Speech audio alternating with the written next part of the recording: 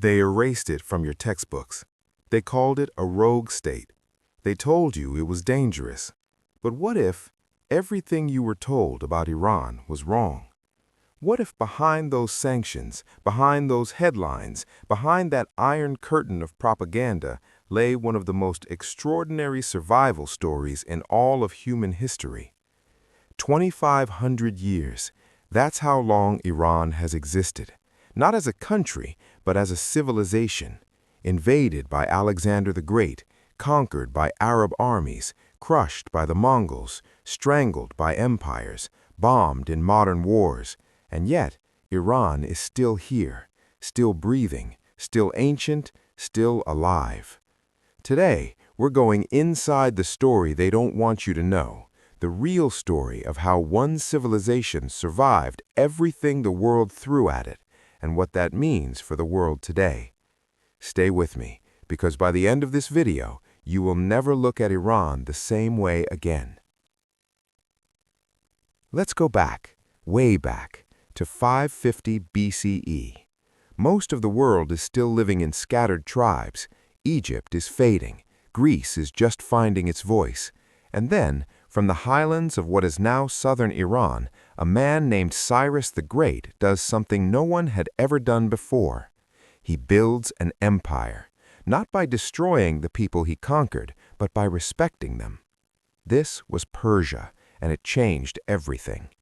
Cyrus the Great issued what historians now call the world's first human rights charter. The Cyrus cylinder, a clay tablet discovered in modern Iraq, declared that conquered peoples could keep their religion, their culture, their language. In a world that ran on slavery and slaughter, Persia said no, you are free. The Persian Achaemenid Empire stretched from Egypt to India, from Central Asia to the Aegean Sea.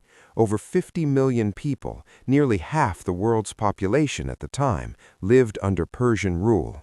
And under that rule, they built roads, postal systems, irrigation networks, a currency, a civil service. Sound familiar? That's because these things became the blueprint for every empire that followed, including Rome, which copied Persian administrative systems almost exactly.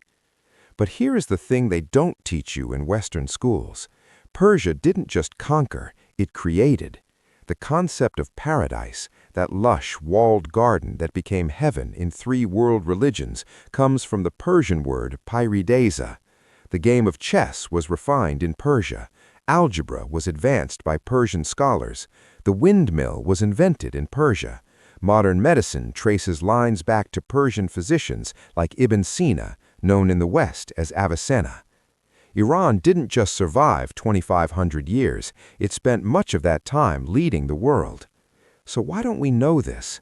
Because the story gets complicated, and the next chapter is where everything begins to break. In 330 BCE, a young Macedonian king marches into the heart of Persia. Alexander the Great, beloved hero of Western history, burns Persepolis to the ground. Persepolis, the ceremonial capital of the Persian Empire, a city of palaces, gardens, and grand halls where representatives from 28 nations came to pay tribute, a city that took 150 years to build. Alexander burned it in a single night. Some say it was revenge for the Persian burning of Athens 150 years earlier. Some say it was drunken destruction. Either way, one of the greatest architectural wonders of the ancient world was turned to ash. For the first time in 200 years, Persia had fallen. But here is what makes Iran different from every other fallen civilization in history. It did not disappear. While Alexander's successors, the Seleucids, tried to turn Persia Greek, the Persian people held on to something the conquerors could not touch: their language, their poetry, their memory. Within 150 years of Alexander's conquest, a new Persian dynasty, the Parthians, had risen from the east and reclaimed the Iranian plateau. Persian culture re-emerged. Persian art, Persian writing, Persian identity, all of it survived underground and then bloomed again. This is the first lesson of Iran's survival. A people who remember who they are cannot truly be conquered. and they would need this lesson many times over.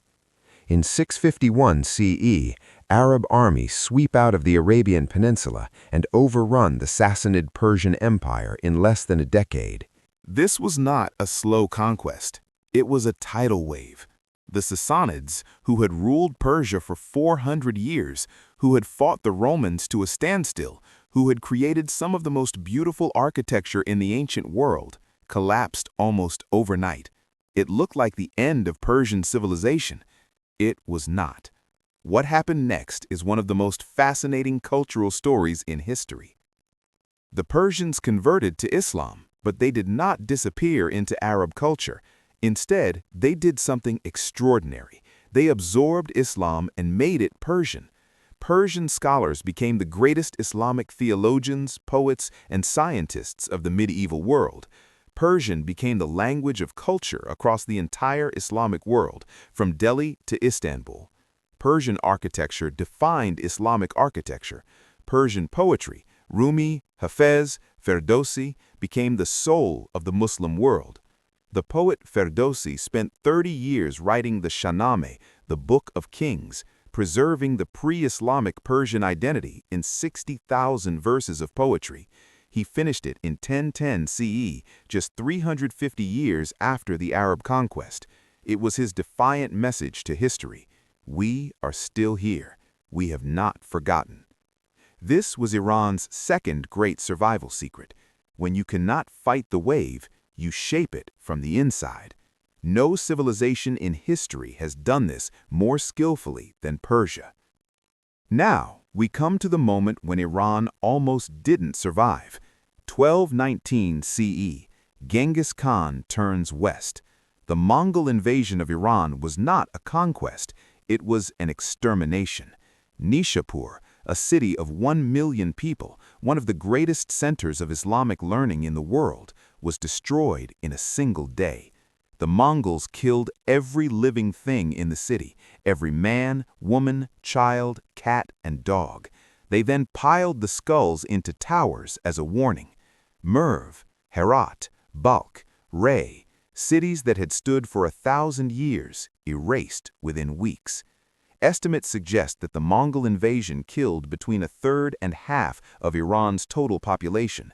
Agricultural systems built over millennia were destroyed. Irrigation canals that had kept the desert alive for 2,000 years were deliberately smashed. Historian David Morgan wrote that the Mongol invasion set Iran back by at least 5 centuries in terms of population and development. This was Iran's darkest hour. And yet, 80 years after the invasion, the descendants of those same Mongol conquerors had converted to Islam, adopted Persian culture, and were patronizing Persian art, poetry, and architecture. Once again, Iran had done the impossible. The conquerors became the conquered, not by force, but by culture. The Ilkhanate, the Mongol rulers of Persia, rebuilt the cities they had destroyed. They commissioned Persian architects, Persian painters, Persian poets. Under their rule, the Tabriz school of miniature painting was born. Persian manuscript illustration reached its artistic peak. Iran had survived by becoming essential, by making its culture so beautiful, so deep, so nourishing that even those who came to destroy it ended up wanting to preserve it. 1501 CE, a 14-year-old boy named Ismail rides into Tabriz and declares himself Shah of Iran. This boy, Shah Ismail I, would do something that permanently changed the identity of Iran and shaped the Middle East as we know it today. He declared Shia Islam the official state religion of Persia. At the time, this was a radical, dangerous act. Most of the Islamic world, including the powerful Ottoman Empire to the west, was Sunni.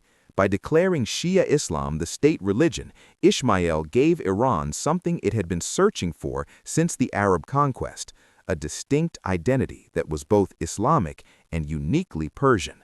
Under the Safavid dynasty, Iran entered one of its greatest periods of cultural flowering. Isfahan became, in the words of the Persian saying, half the world, Nesf-e-Jahan. because if you had seen Isfahan, you had seen half of everything beautiful that existed. The Shah Mosque, built in the early 1600s, remains one of the greatest architectural achievements in human history. Its dome, covered with 475,000 handmade tiles in 7 shades of blue, appears to change color throughout the day as the light shifts. The geometry of its tilework required mathematical precision we are still studying today. The Safavids also established the carpet weaving traditions that made Persian carpets the most prized luxury item in the world. They developed the miniature painting school that influenced art from India to Europe. They built the bridge dams of Isfahan, structures that functioned simultaneously as bridges, weirs, and promenades that are still in use 400 years later. This was Iran at its second peak, the inheritor of Cyrus and Darius, now draped in Shia Islam and turquoise tile. And then, as always, the storm returned. The 20th century was not kind to Iran. In 1907, Britain and Russia secretly divided Iran into spheres of influence without asking a single Iranian.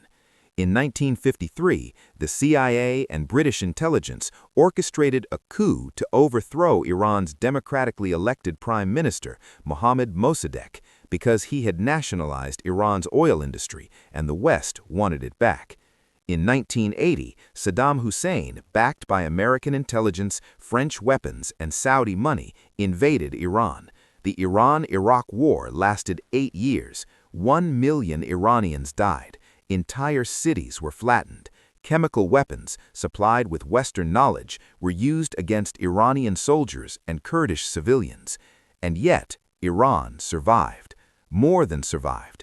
Coming out of the Iran-Iraq War, Iran rebuilt its cities, re-established its universities, and re-emerged as the dominant regional power. Today, Iran has the largest proven natural gas reserves in the world and the 4th largest oil reserves. It has the most educated population in the Middle East, with more university graduates per capita than most European countries. Its cinema is among the most critically acclaimed in the world. Its literature, its music, its poetry, still very much alive. Under the most severe economic sanctions in modern history, Iran has developed its own car industry, its own pharmaceutical industry, its own aerospace program. Is Iran a perfect country? No, no country is. It has real and serious political problems. Its government is deeply controversial, both inside and outside its borders. But the question this video is asking is not, is Iran's government perfect? The question is, how has this civilization, this culture, this people survived for 2,500 years when so many others have not? And the answer to that question is extraordinary. So what is the secret? After 2,500 years of invasion, conquest, destruction, and comeback, what is it that makes Iranian civilization so stubbornly, impossibly resilient? I believe there are 3 answers. The first is poetry. Not just Persepolis, though Persepolis will stop your breath. Standing among those columns, knowing that Alexander's fire did not fully erase what Darius built, that is a feeling no photograph can prepare you for.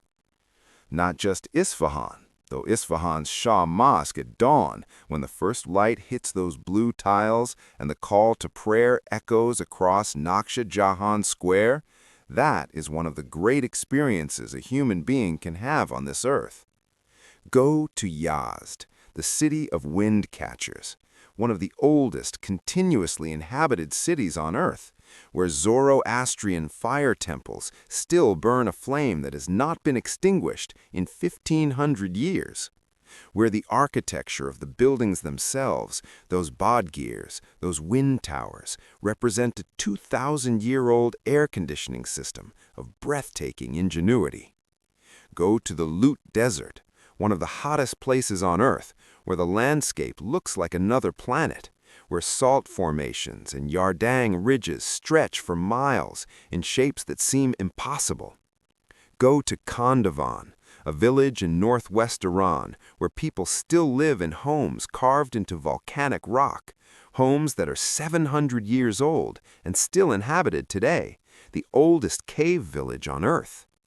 Go to Hormuz Island, where the soil itself is red and pink and yellow, where geological forces have created a landscape so alien that walking on it feels like landing on Mars.